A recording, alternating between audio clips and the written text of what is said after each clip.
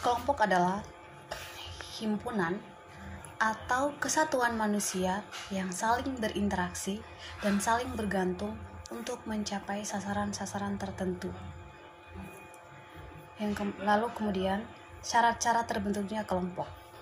Yang pertama, setiap anggota termotivasi untuk bergabung karena sadar bahwa dia merupakan bagian dari kelompok yang bersangkutan. Lalu kemudian yang kedua, ada hubungan timbal balik atau interaksi antar anggota yang satu dengan anggota yang lain. Yang ketiga, ada faktor yang dimiliki bersama sebagai pengikat seperti tugas, atasan, nasib, hobi, dan sebagainya, sehingga hubungan antar mereka menjadi erat. Dan yang keempat, berstruktur dan berproses.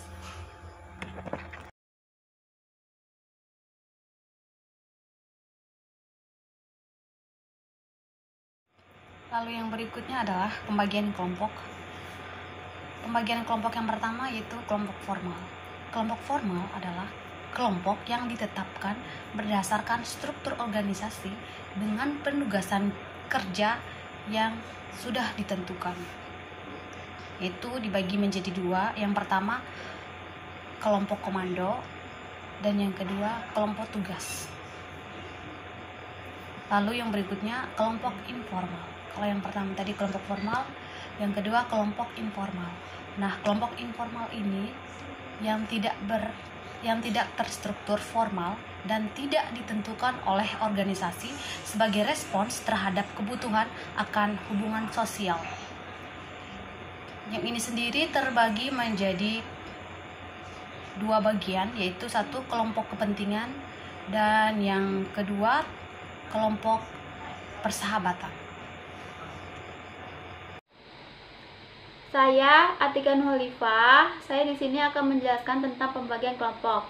Kelompok itu dibagi menjadi 4 bagian, yaitu kelompok komando, kelompok tugas, kelompok kepentingan, dan kelompok persahabatan. Yang pertama, saya akan menjelaskan tentang kelompok komando.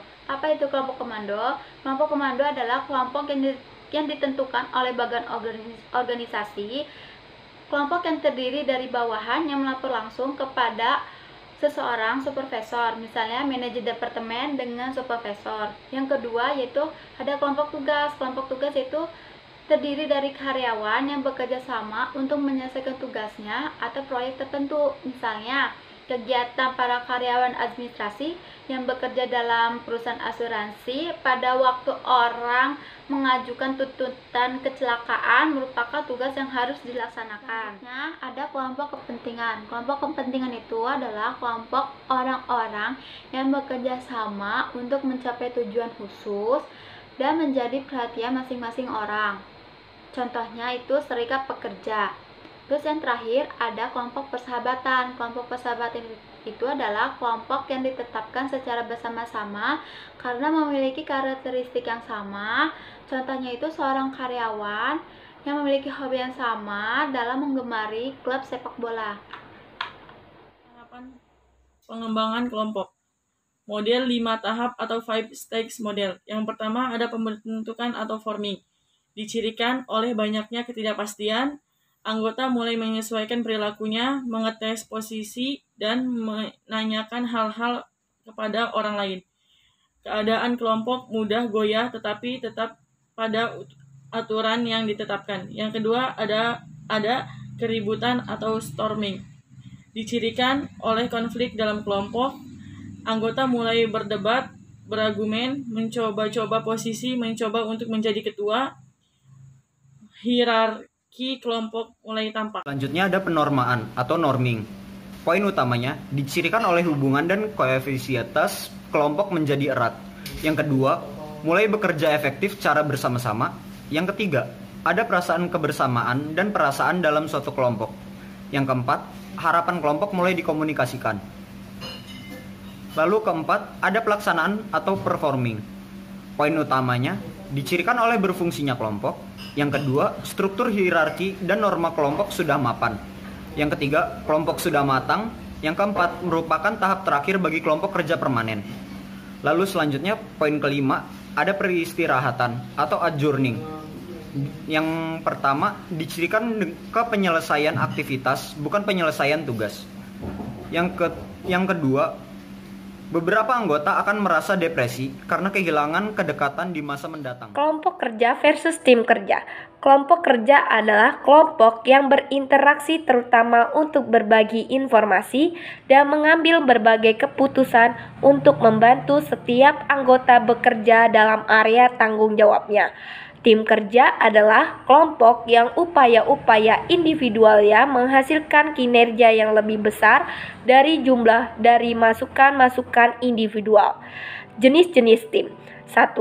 Tim penyelesaian masalah. 2. Tim kerja swakelola, yaitu sekelompok karyawan yang bertanggung jawab untuk mengelola dan menghasilkan barang atau jasa.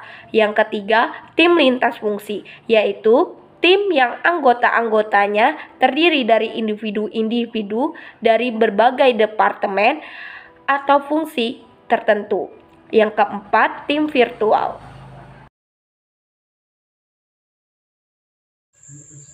Struktur kelompok.